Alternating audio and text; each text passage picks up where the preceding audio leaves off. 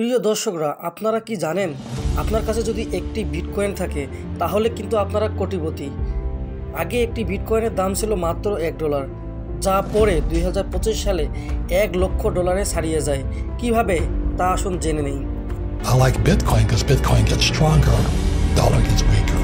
So I own I think 60 Bitcoin or something, not much, but I was buying it at 6,000. একটি মুদ্রা যা bank বা সরকারের নিয়ন্ত্রণের বাইরে 2009 সালে যখন বিশ্ব অর্থনৈতিক সংকটের মধ্যে তখনই জন্ম নেয় বিটকয়েন। এটি কিভাবে কাজ করে চলুন জেনে নেওয়া যাক। 2008 সালে সাতোশি নাকামো নামে এক ব্যক্তি বা গ্রুপ প্রথমবারের মতো বিটকয়েনের ধারণা প্রকাশ করেন। 2009 সালে এটি চালু হয় এবং This is the richest guy in the world from crypto. Hi, my name is CZ. He made over $60 billion, but his mom still called him stupid.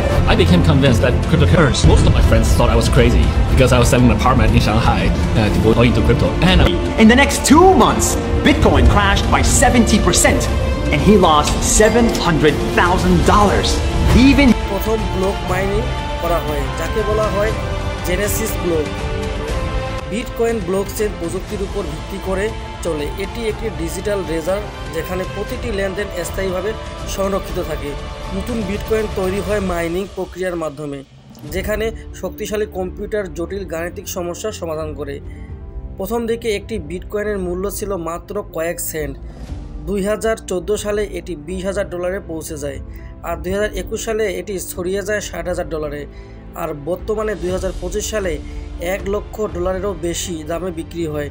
তবে এর দাম খুব অস্থির যা বিনিয়োগকারীদের জন্য ঝুঁকিপূর্ণ করে তোলে। বিটকয়েন কি ভবিষ্যতে মুদ্রা হয়ে উঠবে? এল সালভাদর ইতিমধ্যে একটি বৈধ মুদ্রা হিসেবে গ্রহণ করেছে, কিন্তু অনেক দেশ এখনও এটি নিষিদ্ধ করেছে।